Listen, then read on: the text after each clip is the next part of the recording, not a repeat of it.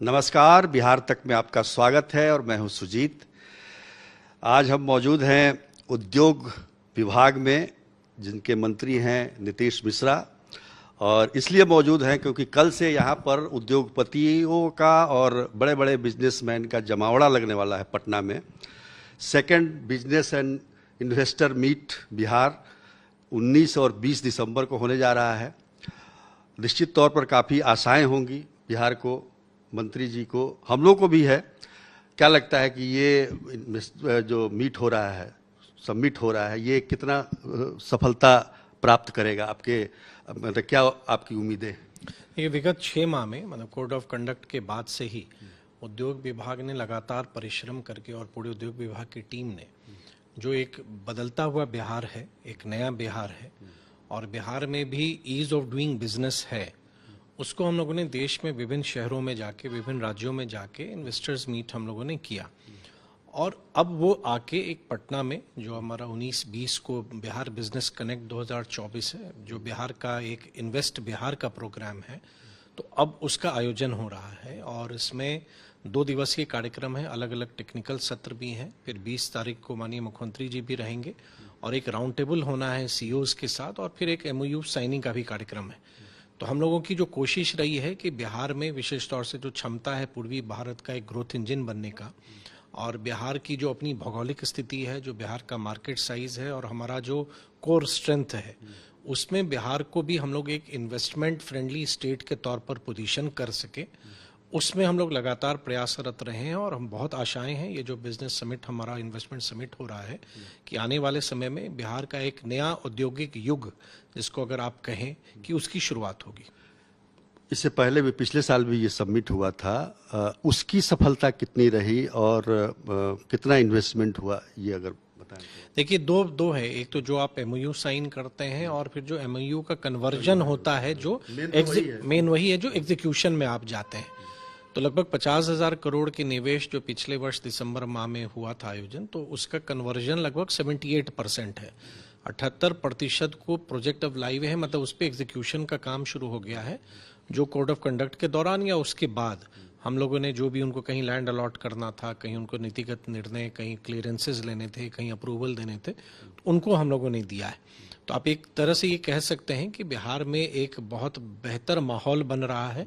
और बिहार में जहां लोग कल्पना नहीं करते थे कि इन्वेस्टमेंट आ सकता है, बड़े इंडस्ट्रीज आ सकते हैं, आज 1000 करोड़ से अधिक के भी प्रोजेक्ट्स हमारे पास आ रहे हैं और लोगों का इंटरेस्ट हो रहा है और लोग बिहार के बारे में जानना चाहता है, बिहार को एक्सप्लोर करना चाहते हैं। पिछले कुछ वर्षों से देखा जाए, वैसे तो पहले से कहा ही जाता था कि बिहार औद्योगिक रूप से काफ़ी पिछड़ा हुआ है, लेकिन इससे पहले के जो मंत्री थे और मतलब उस समय से कुछ माहौल बनना शुरू हुआ है उद्योग को लेके। तो आपको क्या लगता है कि जो बिहार में अभी कितनी इन्वेस्टमेंट की संभावना, मतलब जगह कितनी है, मतलब अभी फील्ड कितना खाली है? देखिए, पूरा मैं तो मानता हूं कि अब समय बिहार जैसे राज्य का ही है। और मैं हमेशा कहता हूं कि फ्यूचर बिलोंग्स टू बिहार। जिन राज्यों को जहां पहुंचना था वो पहुंच गए। और विशेष तौर से देखेंगे कि भारत सरकार का भी फोकस पूर्वी भारत पर है, और पूर्वी भारत में बिहार की जो पोजीशनिंग है, बिहार का जो स्ट्रेंथ है, वो हमारे लिए बहुत ज़्यादा एक तरह से कह सकते हैं संभावनाओं से भरा हुआ है। तो बिहार की पोजीशनिंग हम लोग उस ढंग से कर रहे हैं और लगातार निवेश के प्रस्ताव, जैसे इस वर्ष भी, इस वित्तीय वर्ष में भी लगभग 30,000 करोड़ से अधिक के प्रस्तावों की मंजूरी हम लोगों ने दी है। और हम लोग जो पॉलिसी में जो हमारा जो इंसेंटिव के जो हम ऑफर करते हैं, लगभग 800 करोड़ से अधिक का इंसेंटिव हमने डिसबर्स भी किया। तो आप ये कह सकते हैं कि जो हम प्रॉमिस करते हैं उसको हम डिलीवर भी करते हैं। तो बिहार एक कहीं ना कहीं परसेप्शन का शिकार था, कि बिहार एक छवि का शिकार था कि बिहार में इंडस्ट्री नहीं आ सकती, बिहार में निवेश नहीं हो सकता। लेकिन जो निवेशक आ रहे हैं, बिहार को घूम रहे हैं, और हमारी जो सैंक्शनिंग प्रोसेस है ऑनलाइन है, और उनको विदाउट टाइम लिए हुए, बिना समय ज़्यादा लिए हुए हम उनकी स्वीकृति देते हैं। तो उनको भी वो आश्चर्य होता है कि बिहार में इस तरह का गवर्नेंस और इस तरह का अब एग्जीक्यूशन हो रहा है। एक तो इंफ्रास्ट्रक्चर भी काफ़ी ठीक हुआ है, बिजली की समस्या काफ़ी क्या ख़त्म ही हो गई है लगभग। तो जाहिर तौर पर उद्योग आएंगे ही यहाँ पर। लेकिन अगर ये कहा जाए तो गलत नहीं होगा कि पिछले 4 वर्षों में करीब 1 से 1.5 करोड़ तक का हम कह सकते हैं 1 लाख से भी ज्यादा करोड़ का इन्वेस्टमेंट हो चुका होगा। नहीं, देखिए अलग अलग अगर है वो फिगर अगर आप देखेंगे तो आप एक पैमाना हो सकता है कि 2016 की जो हमारी इंडस्ट्रियल पॉलिसी आई तो अब लगभग 8 वर्ष उसको हो गए, तो अब 8 वर्ष हो गए तो अब तो पॉलिसी बदलने का भी समय आया और हम लोगों ने तय भी किया कि वो करें। और आप देखेंगे जैसे एक छोटा उदाहरण हम ही दें, आप जानना चाह रहे हैं कि कितने के निवेश अब तक आए, तो वो तो एक आंकड़े हैं कि कितने रोजगार हमने सृजन किया और कितने निवेश आए, लेकिन 2 एग्जाम्पल हम आपको देंगे। जैसे ब्रिटानिया इंडस्ट्री का, बिहार एक दूसरा राज्य है जहाँ पे उनकी 2 फैक्ट्रियां हैं, एक 2011 में भी उन्होंने लगाई और एक अभी इस वर्ष भी उस पर कार्य प्रारंभ हुआ। और दूसरा उदाहरण मैं आपको पेप्सी का दूंगा, बेगूसराय में एक उन्होंने शुरू किया और अभी फिर बक्सर में वो शुरू कर रहे हैं।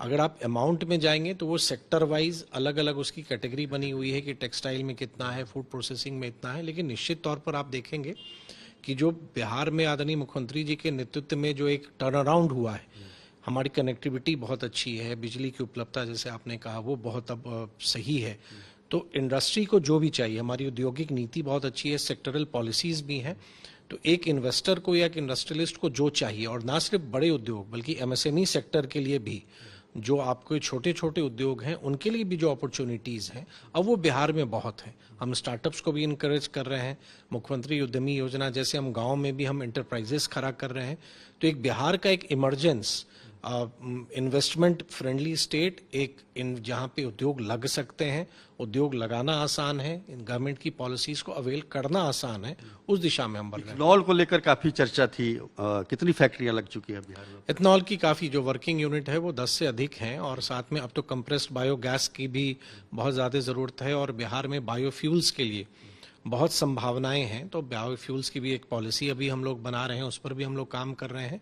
आने वाले समय में एथेनॉल, क्योंकि एक भारत सरकार का जो एक ऑफटेक एग्रीमेंट होता है तो उस लिमिट तक लगभग हम पहुंच गए हैं, लेकिन बिहार में अभी भी प्रपोजल्स आ रहे हैं और कंप्रेस्ड बायोगैस के भी आ रहे हैं।